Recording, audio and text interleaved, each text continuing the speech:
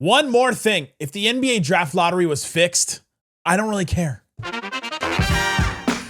Welcome, you're still locked on to the Dallas Mavericks, your team every day. My name is Nick Angstadt, media member covering the Mavs for over 10 years. It's a one more thing, a bonus episode of Locked On Mavs. You've missed the episode with Isaac and I talking about the Kyrie Irving situation. Kyrie Irving getting shut down for the rest of the season. Go listen to that show. Today's episode brought to you by 5 Hour Energy. Have your cake and drink it too. Birthday cake flavor is back. No fork needed. Vanilla cakey flavor, carbonated kick, and no sugar. It's party time. Order now at 5hourenergy.com or on Amazon. All right, I want to talk about Mark Cuban talking about tanking, embracing tanking in the NBA, because I thought that was interesting. But I want to start here because Pablo Torre finds out his show in The Athletic and all that. He had this quote in a different podcast that he showed up in recently, and he said he was asked about the draft lottery and if about the draft lottery was rigged, or somebody was asking just about conspiracies basically about it. And he said, "I'll tell you that I remember I was at an event and spoke to 2 NBA owners.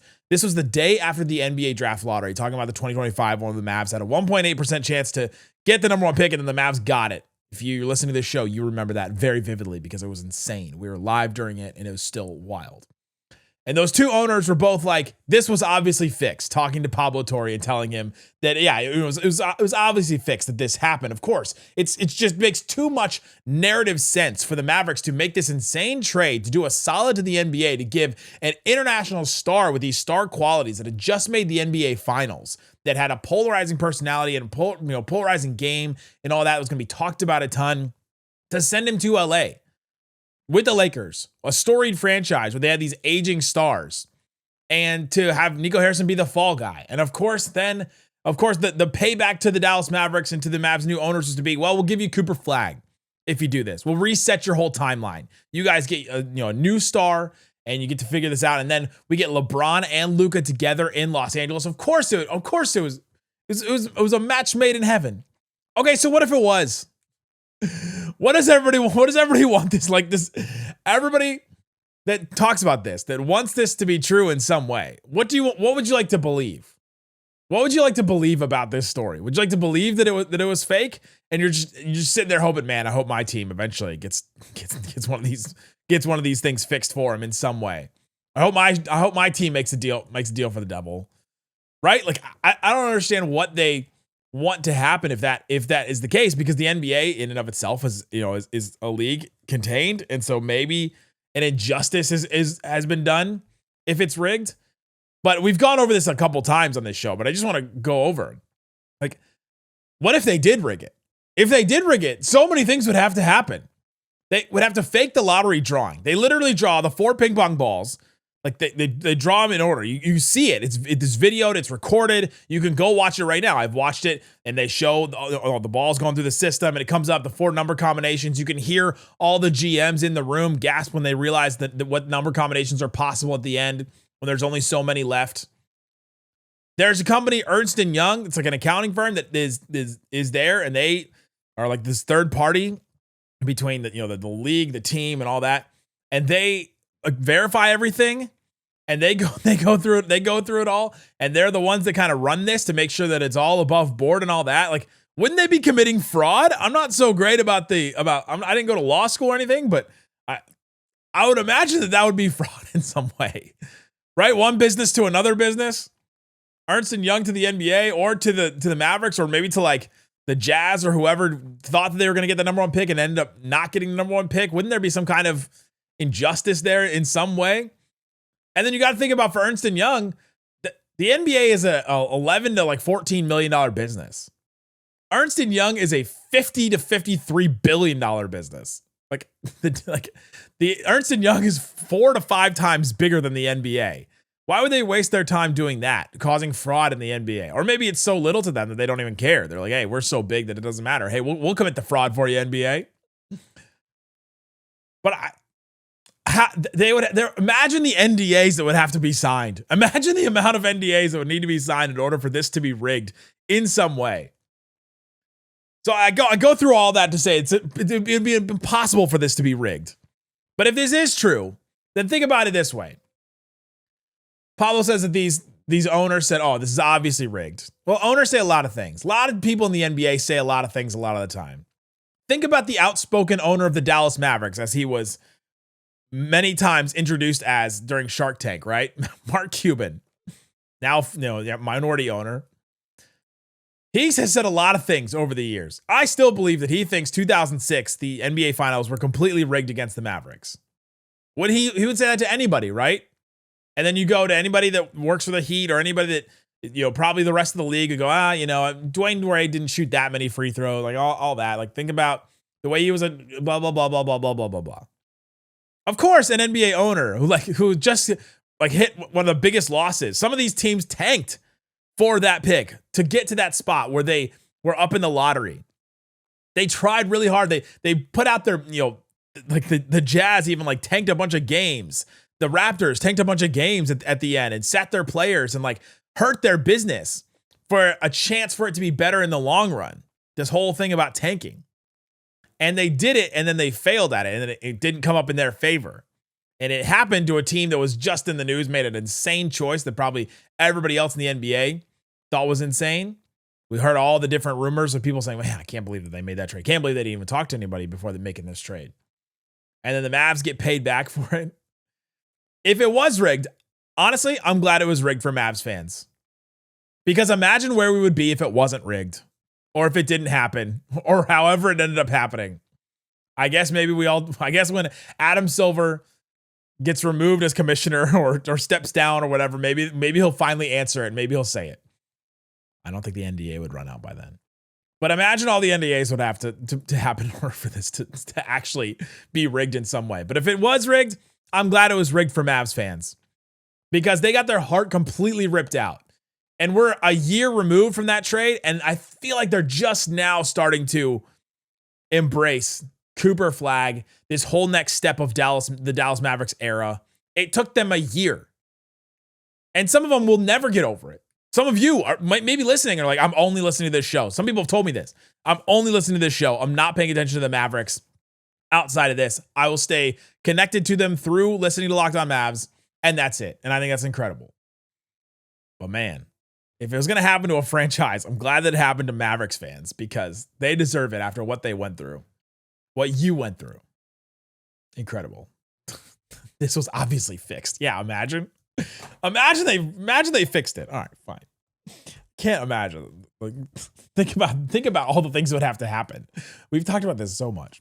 Coming up, Mark Cuban had a comment about tanking that I think was interesting, and I think he said it in a way that I think turned a bunch of heads, which is what he does a lot. And I don't think I agree with him on some things. We'll talk about that and more coming up. Today's episode of Locked On Mavs brought to you by 5 Hour Energy. Welcome to the 5 Hour Energy Flavor Draft. We're looking at every aspect of the draft to let you know which tasty flavors are the best and which just might be sleepers. 5 Hour Energy, a wide variety of flavors, something for everybody. They give you a boost with zero sugar. I love a 5 Hour Energy. Just give me a little shot in the morning. You gotta get something. Gotta get me going. Gotta get me hyped up.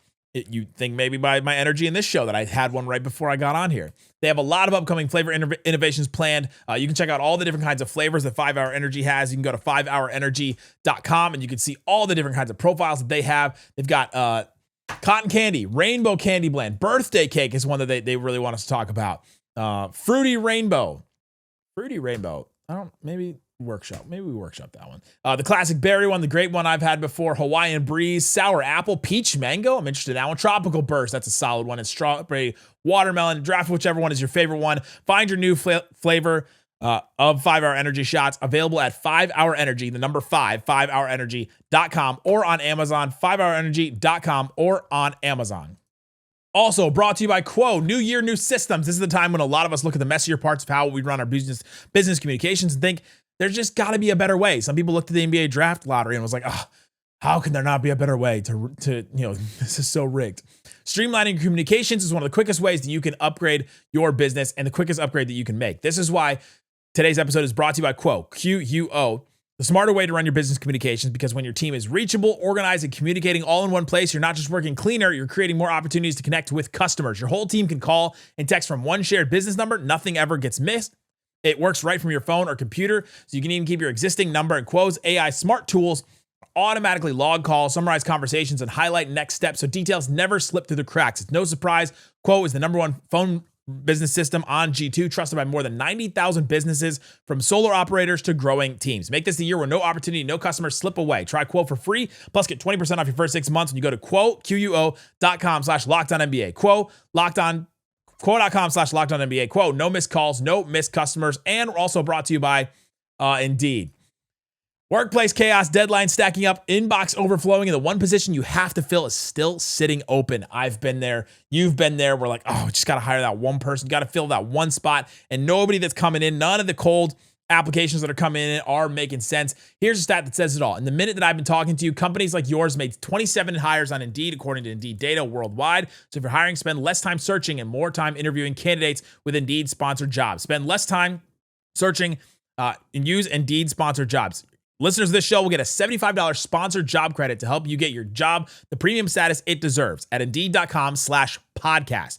Go to Indeed.com/podcast right now and support our show by saying you heard about Indeed on this podcast. Indeed.com/podcast. Terms and conditions apply. Need to hire. This is for Indeed sponsored jobs. Shut it down! Let's go home!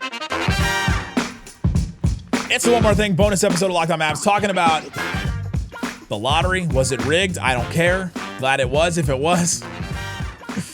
Mark Cuban had some comments about tanking. A lot of comments. Really taking advantage of the Twitter feature where you can do more than 240 characters.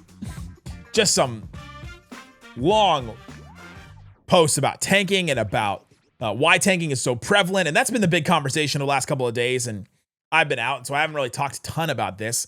I did talk about the Mavericks are not tanking because they're just bad. The last game of the right before the All-Star break, the Mavs it was brutal. Mark Cuban said this, and I thought there was a couple of quotes that I thought were interesting. I'll just go through them and we'll just talk about each one of them. Fans know their team can't win every game. They know that one team can win a ring. What fans care about their team record. What fan that care about their team record? All they want is hope. Is basically what he's trying to say there. Hope they will get better and have a chance to compete for the playoffs and then maybe win a ring. This is true. I was in a conference and I heard from Adam Silver speak one time and I got to ask him a question. And the question I wanted to ask him was, how do you operate knowing that, how do you operate trying to keep everything fair for every single team, basically? And he said, I operate knowing that 29 of the 30 businesses that I oversee or that I am commissioner of will fail. That is kind of an insane thing. The 29 of the 30 will fail in some way. You have a good winning record, you're still losing 20, 30 games in a season, right? You're failing. At least sports is a lot about failure. A good batting average in baseball, that's an old stat now, but it used to be 300, right? You're failing 7 out of 10 times. A good 3-point percentage is 40%. You're failing 6 out of 10 times. Sports is about failure in some way, but it's about controlled failure and knowing when failure is acceptable. We've talked about this with Jason Kidd. He accepts failure to a degree that many Mavs fans wouldn't want to accept failure. But he does because you get better from it. And I think fans of sports teams understand this, that, hey, it's going to be bad now, but then we'll get a chance to get better. We'll get a better draft pick. It's a classic thing that has now become a cycle for every NBA team. And fans do just want hope. When there is some kind of hope, you see the difference in the arena. In the arena, though, a lot of the fans, they just care about what's in front of them. They don't really care about the long term of the team or anything. It's a thing to do. Go to an NBA game. And of course, if there's a spectacle, if there's a player that's rising up, or if there's something fun happening in the air, you feel it. The atmosphere is different. I think a lot of Mavs fans know what's going on with the NBA, but I think it's the same with all sports. And you go to any Rangers game. How many people there know any of the starting pitchers? I've been to Rangers games and I don't. Mark Cuban said this: the one way to get closer to that is via the draft and trades and cap room. You have a better chance of improving via all three when you tank, which is true. And I think that's how sports fans have understood this. He said, we didn't tank often, talking about the Mavericks. Only a few times over 23 years. When we did, our fans appreciated it. Got us to where we could improve, trade up, get Luka, improve our team. They got Lively doing it. They got fined both times. They tanked for Lively and when they tanked for Luka. He said this, though: the NBA should worry about fan experience more than tanking. It should worry about pricing fans out of games than tanking. This is I 100% agree with. There's some things I don't agree with, but this 100% I agree with. That is a bigger problem. But the NBA fan experience also includes so many of these games don't matter. And a lot of them are because these teams are just flat out not trying for these games. You show up to a game, if you show up to a Mavericks game to end this season, we got 27 or 30 games left. How many of them do you think that Flagg is going to play? Obviously, Kyrie's not going to play the rest of the season. How many are they actually going to matter? Or that the other team is going to be playing the play? The Mavs have this stretch coming up that's absolutely insane, right? Like, if you attend any of these games, like, you have no idea what you're getting. The game after the All-Star break is Minnesota on Friday. But then after that, it's Indiana, Brooklyn, Sacramento, Memphis. Raise your hand if you know who's going to play in any of those games, right? Like Sabonis and Levine are out for Sacramento now. Brooklyn, I don't know if they have anybody. Is Michael Porter Jr. going to be playing? Who knows? Indiana, they've been sitting guys. They got fined too. They kind of skirted around because their fine was a fifth of what the Jazz's was. Memphis, they traded everybody. That's honestly the only admirable way to tank, is to trade everybody. Like, do it by not just like sitting everybody, but actually trade them off. That's what the Mavs did with Anthony Davis. All right, we're going to tank and we're going to trade Anthony Davis, and here we are. He also talked about this. He said tanking is way more prevalent now than it used to be because college players are pros. Young players are far more skilled than they were 10 years ago. And then the second apron, he said, is effed up teams building with vets, because it's made it so that these vets, these contracts, and this is why the Mavs did the Anthony Davis trade, they're making $58 million, $60 million, which is 35% of your cap.